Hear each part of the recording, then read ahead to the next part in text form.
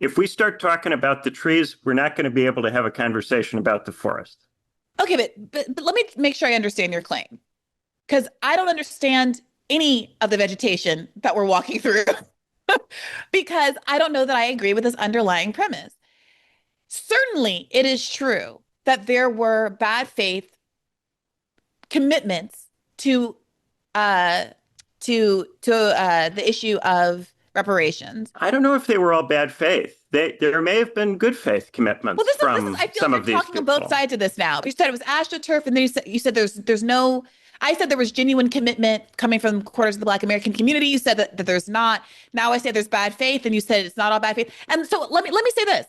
I don't think there's I think the polls show that less than half, frankly, of Black people supported reparations. So Right, when I that would said be there the was sense in which it organic, was astroturf. right. So when I say there's authenticity coming from the Black American community, that doesn't mean that I'm saying it's a majority or there's a prevailing opinion. But there is absolutely an authentic, to the extent that there is a desire for reparations, Well, it the is claim authentic and that it is. it Wait a minute. was the view of the Black community, that was astroturfed. That's the Right. specific thing that was astroturfed.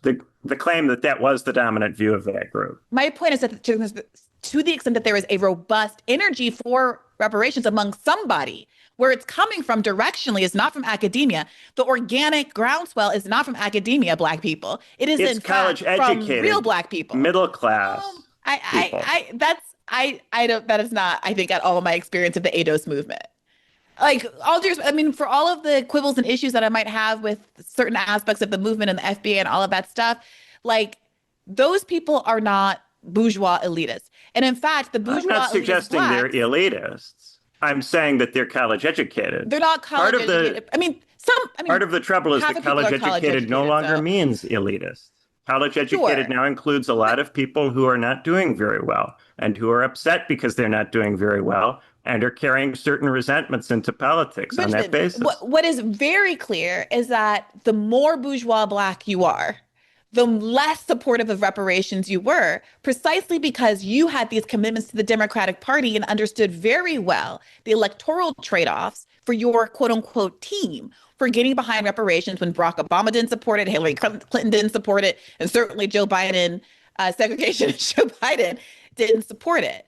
So I do, maybe this isn't the best example then for Well, us for to instance, settle on. Elizabeth Warren came out for it for a while. There were a number of people who came out for it for periods of time during the primaries who were well to the center compared to Bernie.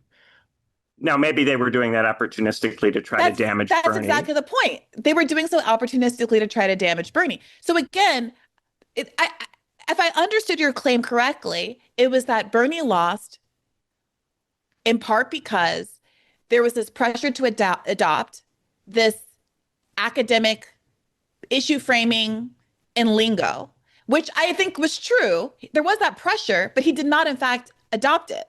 I'm trying to have a more future oriented conversation. So I'm trying to make a claim about a structure. And when we talk about examples and we try to dig very much into the details of how precisely the campaign unfolded, there are certain general trends that it becomes harder to discuss. And I know that this can be frustrating because people want it to be anchored in specifics and details and Well, yes, examples. of course, people want to make sure that the conclusions that we're drawing are rooted in some kind of But we have to material be able to reality. ontologically talk about a forest. We can't engage in a kind of micro Okay, foundations thing where we right. begin But very if you much in can't point to individuals it, but Benjamin, and if you can't point small to a single things. tree, a forest we do not have, right? So we can move away from the reparations example if you have another one that you think might be more clarifying.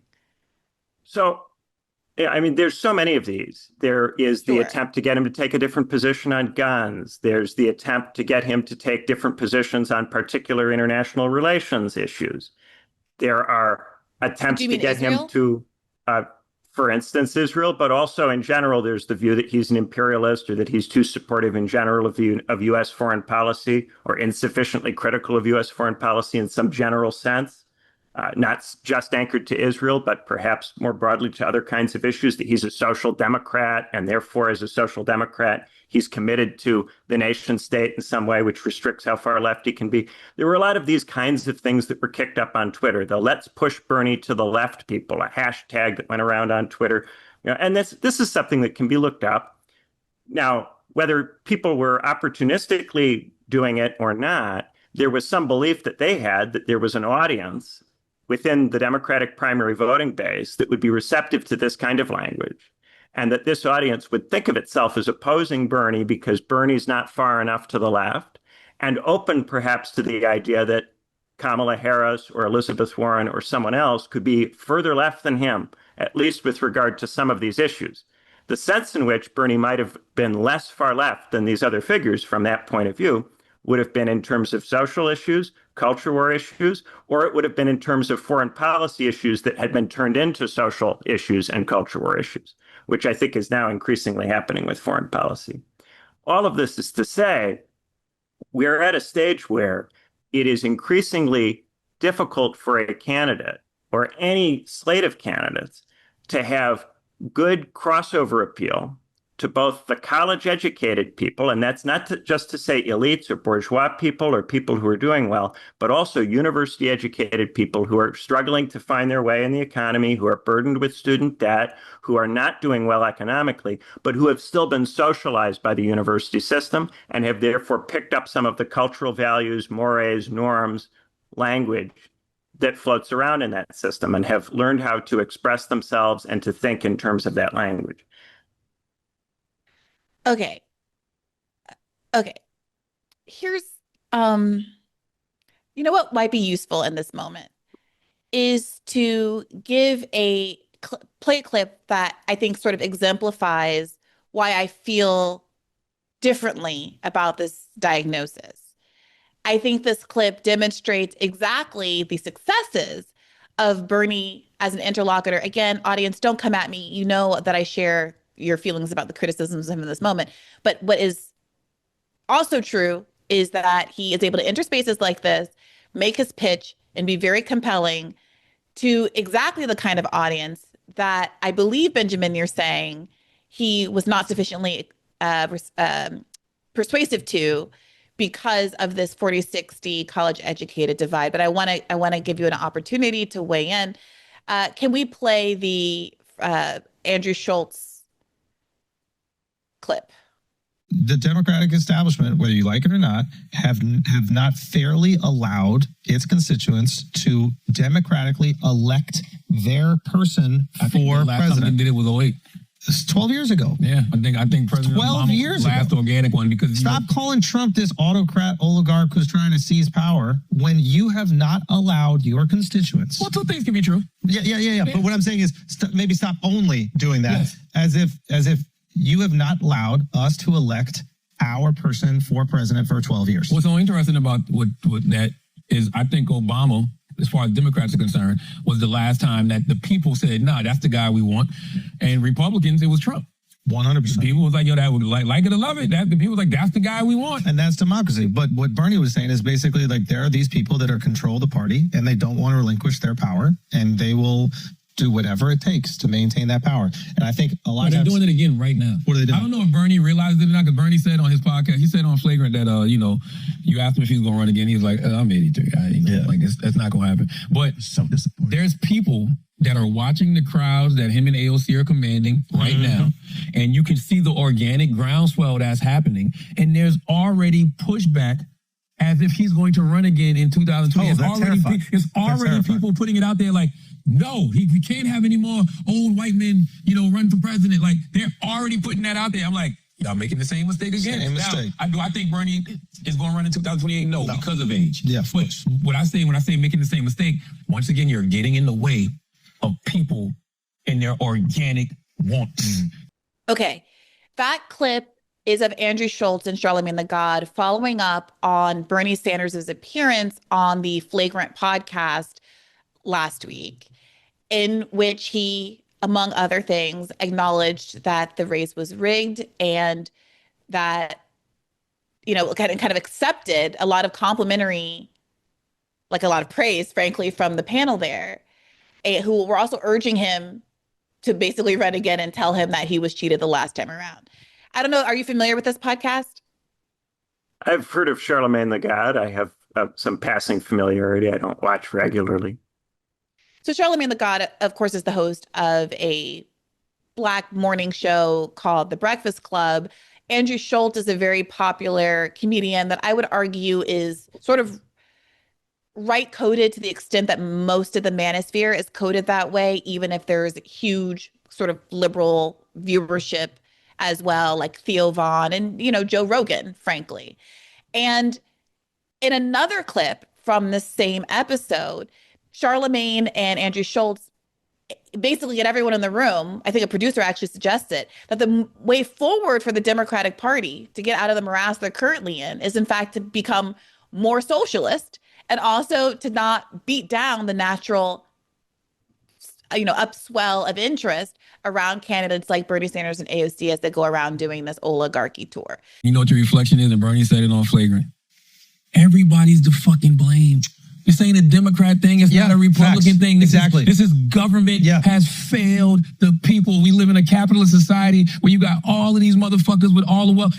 Elon Musk has more wealth than more than half of the bottom of America. Yeah. Like, come on. Yep. Like, there's no way we live in a society that claims to be the most wealthiest society on the planet and we can't fix homelessness. Well, in that case, the Democrats' pivot should be to go more socialist. Yeah. Which I'm fine with. Yes, they should. Yeah. That's what And everybody's that's saying. Bernie. That's what everybody's saying. Because the Republican solution to what you just described is going to be Deregulate more capitalism, deregulation. So how do you situate that? When you look at the public response, ongoing public response that's so positive to Bernie Sanders and his messaging in environments that are much more, I would argue, working class coded, masculine coded, right coded, you think that the real issue here is a messaging problem? I think that it's not just a messaging problem.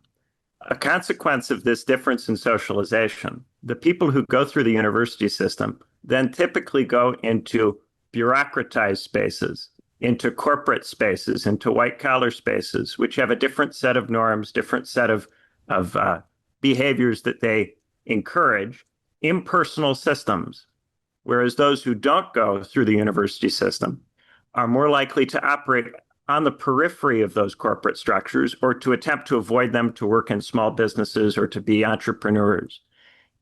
It produces a completely different relationship to the economy. Now, that's not to say that absolutely everybody who goes through the university system is completely different in terms of their situation from absolutely everybody who doesn't go. But I think this is reflected in trends on social issue polling. And I think the effect of this is it's possible to run a campaign which has appealed to one of these sides or the other, but it's very difficult to get a sufficient level of appeal across both sides at the same time, especially in a Democratic primary where the university-educated part of the population is to some degree overrepresented. And I think that what we are seeing is that you get ultimately caught between these things in practice. You're not able ultimately to get a sufficient level of support from both. You ultimately make too many concessions to one side or the other, and you get into a position where you're not ultimately able to prevail. What concessions did Bernie make to one side or the other that you think were deleterious to his campaign? Like that restricted his... You could take this from either direction. So you could make the argument that he didn't make enough concessions to the university-educated people to prevail in the primary. Or you could make the case that he did not make enough concessions to the non-university educated people to get enough independents to go and participate in the 2020 primary. Is it the case that he didn't change the Democratic Party electorate enough by appealing to people who are not part of the core base? Or is it the case that he failed to win over important parts of the core base because he did not conduct himself in a manner sufficiently appealing to that core base? In either case, there's something insufficient. Do you have polls up? Are you referencing specific poll numbers that shows Bernie did meaningfully better or worse with college educated versus not? My recollection, of course, is that he overwhelmingly won college voters, like active college voters, people who were in college, and that he, of course, won every demographic under the age of 30. And off the top of my head, I would predict that people under 30 have a higher percentage of college degrees than older people just because of the rising matriculation of people, generally speaking, to college. So I'm struggling with that. And I also seem to recall statistics about Bernie doing better with working class voters and specifically independents than other candidates in the race.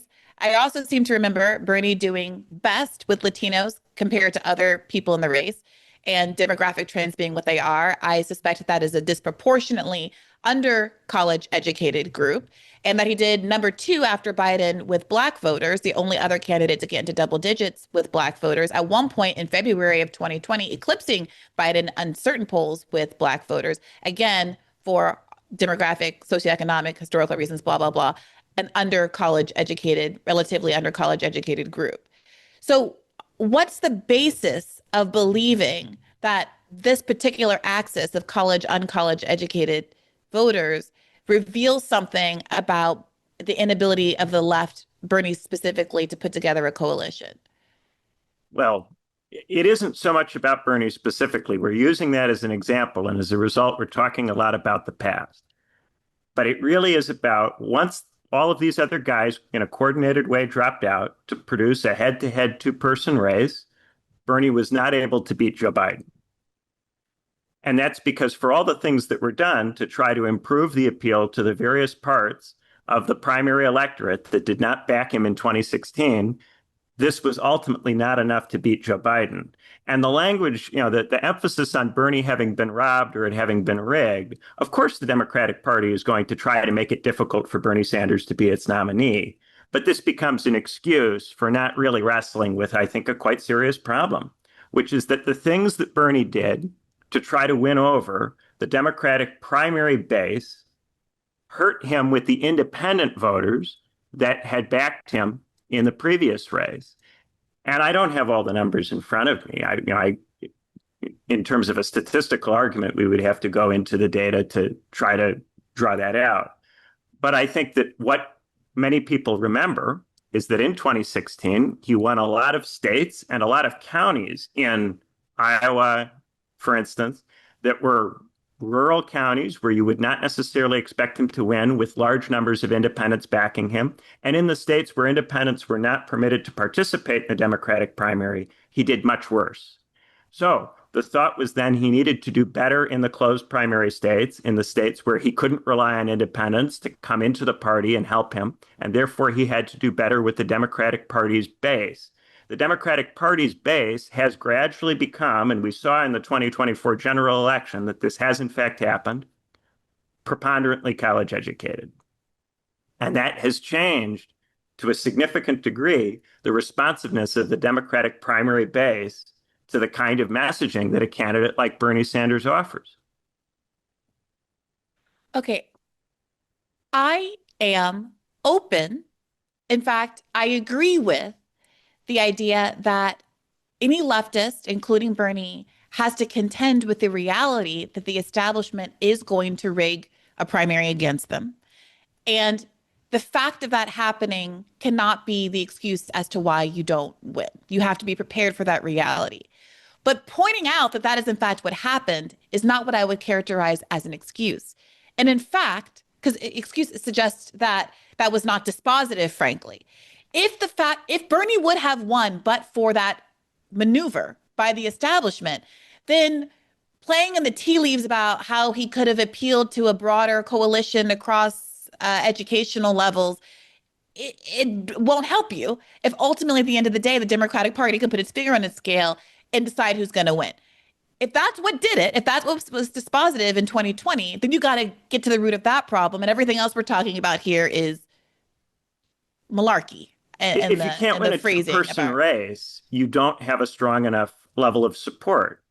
If they can drop out and get it down to a two-person race, but this is in part how primaries are structured. You have dummy candidates who run in primaries to split various voter blocks. You have, and that's fine, but that's what I just said. You have to figure out how to beat that. That being said, this idea, the left has been gaslit for 4 to 8 years.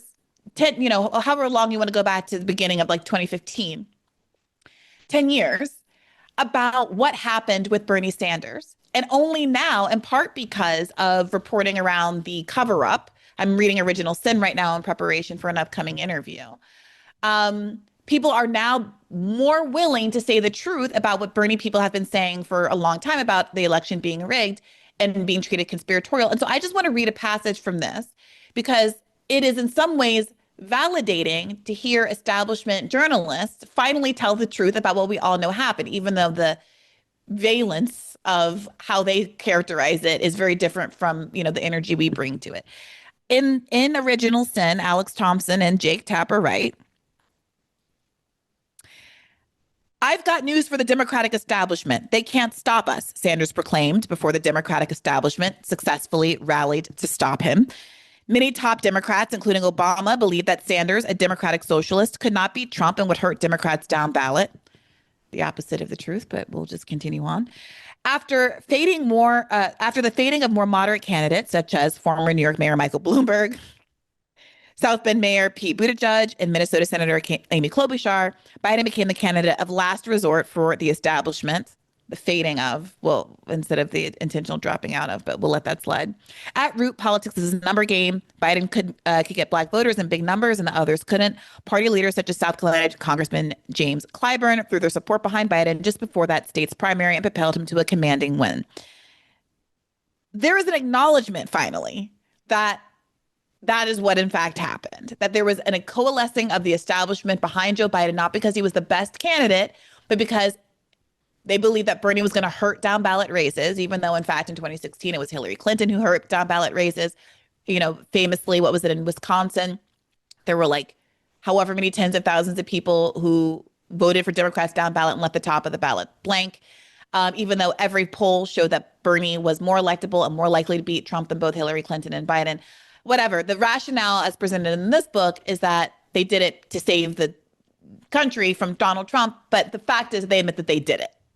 So it's difficult for me to sit here and say, well, really it was that there's this intractable division between college-educated and non-college-educated people that was holding Bernie back from winning, when clearly it was the establishment rigging the election for their purposes.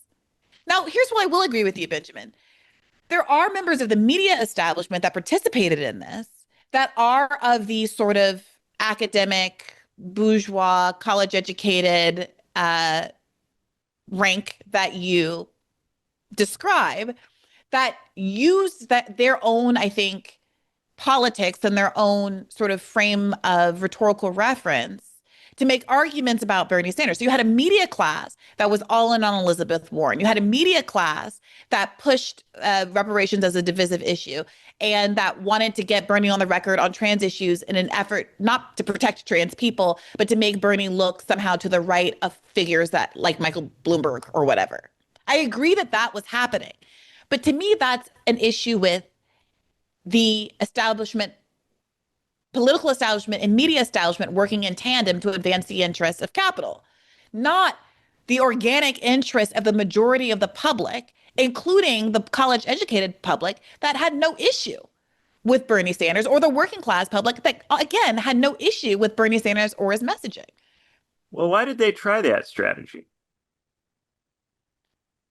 Why did the media class and the political class adopt this strategy? Why did they do that?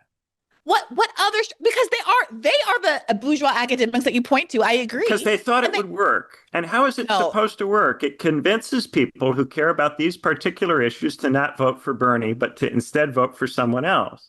And why did they drop it down to Joe Biden? Because they calculated that Joe Biden could beat Bernie Sanders straight up in a primary race. If it were really the case that Bernie was overwhelmingly popular, he should have crushed Joe Biden head to head, mano a mano in a primary. He should have won not just narrowly over Joe Biden, he should have killed Joe Biden by 20 plus points. If the working class were properly united behind Bernie Sanders, he should have completely smoked and obliterated Joe Biden head to head, regardless of what the Democratic Party did. And the strategy and tactics of raising all of these social issues, all of this should not only not have worked, it should have backfired. It should have been embarrassing to these people that they had said these things. And they should have completely failed. They shouldn't have even thought to do that strategy. Why did they even think that would be effective? I take your point. So the question is, why does it work? And it must work because it has some salience with the population. Now, does it have salience with the population because the population is like bourgeois college educated? Or does it have salience with the population because of the sheer sort of volume and uniformity of the media onslaught that is telling you 24 hours a day that Bernie Sanders is a racist, and that Bernie Sanders is a bigot and a Russia lover? Who trusts the experts in the media? People who are university educated, who are not doing that well, who are not, rich or these are not bad people, but they're people who they got a university degree, they did what they were told, they followed the rules. The thing about university socialization is that the person who acquires it is someone who does what they have been told to do by the system. The system tells you if you want to have a successful life in this country, what you're supposed to do is you go to college, you get your degree, and then on the basis of your degree, you get the job that the degree entitles you to. These people are system trusters, by and large. And because they're system trusters, when the media tells them don't support Bernie Sanders because he has the wrong position on some racial, gender, sexual, whatever issue, these are the people who are responsive to that messaging, because these are people who, by and large, have done what they've been told. And insofar as they haven't gotten what they're entitled to, they have a lot of resentment. They are easily stirred up, just in the way that the right can easily stir up certain parts of the population that are feeling resentful and unhappy that they're not getting what it is that they think they should be getting. And this resentment can be directed against particular people or population groups.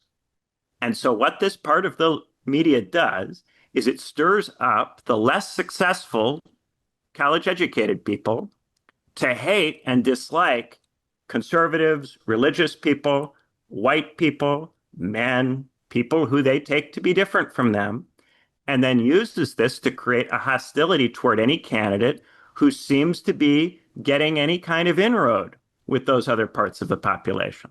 So the fact that Bernie seems to be able to talk to this wider part of the population becomes a weakness that can then be exploited by this media class. I see what you're saying now, and I see how it's not about Bernie. You're saying that it's uncontroversially true that the mainstream media and the actors in the mainstream media and politics are of exactly the background and kind of political, sort of social rhetorical orientation that you speak of, and that they use their dominance in the media and in politics to create a narrative that influence people who are like-minded and think, and there was like a kind of a downstream effect from that. And then who accepts that narrative? University educated people who watch MSNBC, who watch CNN, who watch PBS, who listen to NPR, who read the New York Times, who read the Washington Post, preponderantly college educated people, not necessarily successful, not necessarily rich, not necessarily who we would think of as the problem. In fact, people who should be part of our coalition and who should be in solidarity with the people that Bernie Sanders is bringing into the coalition, but who instead become hostile to Bernie Sanders because he brings those people into the coalition and are repelled from Bernie Sanders by that. And not just Bernie Sanders, but anyone else who would seem to be making grounds with a broader part of the public can easily be subjected to this. And they can be because this division objectively exists. Yeah, in fact, in his book Propaganda, Alec Karakatsanis had a great quote. I was hoping to be able to find it, but about how the most easily propagandized people are college-educated folks because, they have enough ego to believe that they know better. And I don't know, it was something very pithy, and maybe I'll be able to clip it in if I find it later. But these are workers and they're suffering. They carry enormous amounts of student debt. They have been mistreated. They're not getting the things that they were promised. They have good reason to be looking for change. They are people that we need. You certainly could not win a Democratic primary without them. And yet, this is the part of the coalition which is most vulnerable to messaging which leads them away. Okay, so this is interesting then. Looking forward, this is the question I want answered. I don't expect you to necessarily have the answer, but that I want us to struggle with right now is, what do you do about the reality that you're going to have to contend with this media ecosystem? And as an aside, I want to raise the question of whether you think there will be changes to this media ecosystem and that it might not be the same as it was last time around, the last two times around, precisely because of the magnitude of Biden or Harris's loss.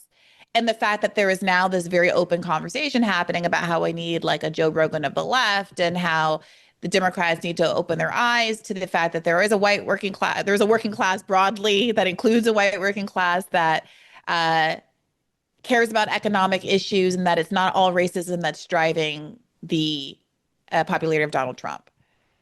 So I think one of the things that makes it harder now is that back in 72, when McGovern lost doing this kind of thing, he really lost. He lost properly by a very, very large number of votes, by double-digit percentage points. Now, when you do this kind of strategy, because the division is 60-40, and because the 40% who go to college have a higher voter turnout rate than the 60, there's a closer parity than it might seem. Mm-hmm. When you lose, you don't lose decisively in the kind of way that McGovern lost.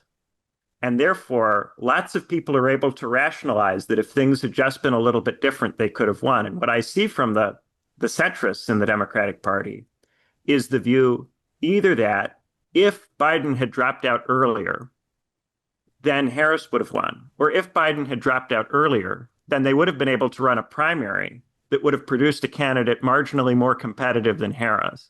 And the fact that so many of them still think this, I think is caused by the fact that in terms of the numbers, Harris did not lose by the kind of number that would slap these people in the face and cause them to feel that they actually have to change. And to be honest, I think Harris was a remarkably weak centrist candidate. There's a reason that Harris didn't even make it to Iowa in the 2020 primaries. She has real major problems with her messaging. There are reasons for the centrists to think that if they had somebody who wasn't Harris, they could have eked out a win in 2024.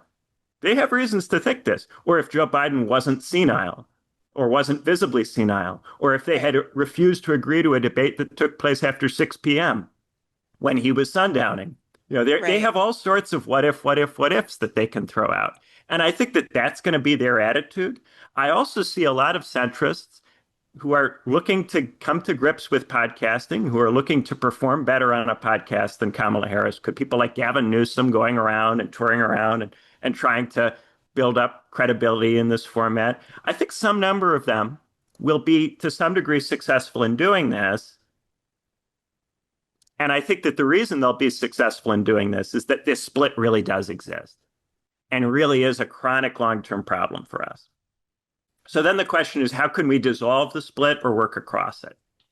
Did you see that there was a Jon Stewart clip in which some Democrat had come to him asking, like, how do you perform better in this sort of space? Like, how do you come off better? And Jon Stewart's like, just talk like a effing human being.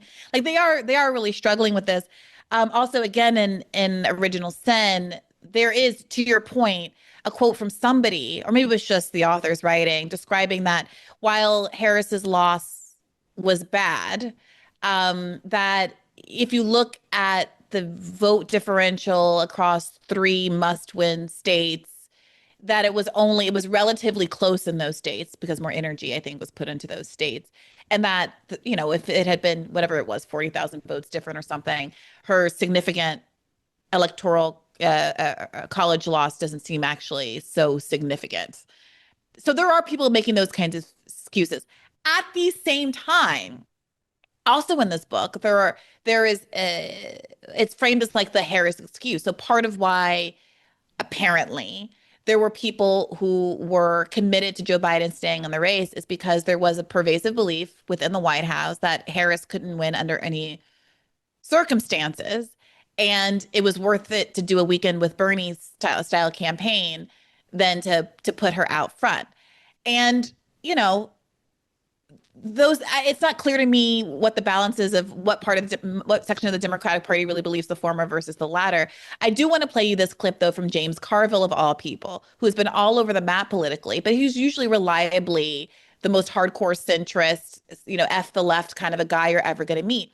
Listen to what he said recently on the problem with Kamala Harris. Has the party moved too far left? You've referred to Kamala Harris as the 7th-string quarterback in the Super Bowl. You were not a fan. I think Harris's problem, she didn't move far enough left. I think she should have been more aggressively for a minimum wage. should be more aggressively for raising taxes on incomes over $400,000 and to use that money to help young people buy or rent a house. So I don't know that Paris, I mean, the left gets 15% of the party. They get 80% of the attention. They're lovely people who are just wrong. 2/3 of the Republican Party thinks that January 6th was a tourist visit. That's a criminal act. You 15% being naive, supporting naive policies is not near, in my mind, as egregious as 65% okay in criminal acts. I don't, but we want to write the story that the entire party is moving left when only it's a few urban kind of people that are into this. Most Democrats that I know don't remotely approve or into this at all.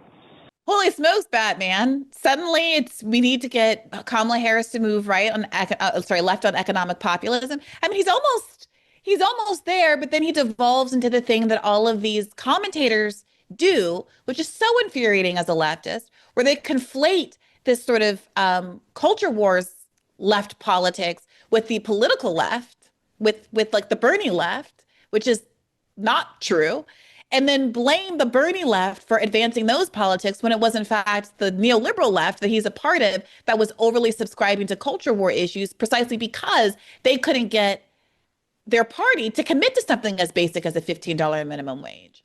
Yeah, what he really means is triangulate, adapt rhetorically for the purposes of the campaign, a couple of these issues, and then when you're in government, blame the Republicans or the moderates in the party for the fact that they never passed. Which is what happens. That's what they do every time.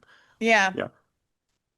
I think that really it's a question of can we either find a way to work with this division or overcome it in some way.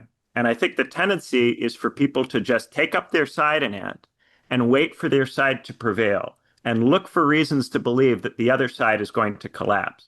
And you see this all the time with the conservatives. They're just waiting for the university system to collapse. They think that the university system is some kind of bubble and that eventually it will burst and that this kind of socialization will go away. Alternatively, they think that maybe they can capture the universities and transform the way that the universities produce subjects and socialize people. And then conversely, on the left, you have this waiting for more and more people to go and for a larger and larger percentage to go and a search for ways to increase the percentage that go by things like tuition-free college or student debt forgiveness, something like that to kick it along and keep it going. Do you think that's the Democratic Party's plan? Because they didn't seem especially committed to that plan when they sabotaged their own student debt forgiveness and restarted the student loan payments right before the election. And no, they benefit from the division. They don't actually want to resolve it in one direction or the other because the Democratic Party doesn't want a united working class that could then contest power with its elites. So it isn't looking to create a circumstance where the overwhelming majority of people go to college, nor is it looking to create a circumstance where the universities decline, fail, and fall apart. It wants to perpetuate divisions. And so therefore, the Democratic Party will not resolve it in one direction or the other. It will try to preserve for as long as possible a period of antagonism in which it can play the sides off against each other to stay in charge. Hey YouTube, thanks for watching. Just a reminder that this is a podcast. You can catch an extra premium episode every Monday for $5 a month at patreon.com/badfaithpodcast. That's patreon.com/badfaithpodcast for $5 a month, an extra episode every week. Additionally, please do consider liking this video, subscribing to this channel. It helps us out. It helps independent media beat the algorithm. We appreciate you. And as always, keep the faith.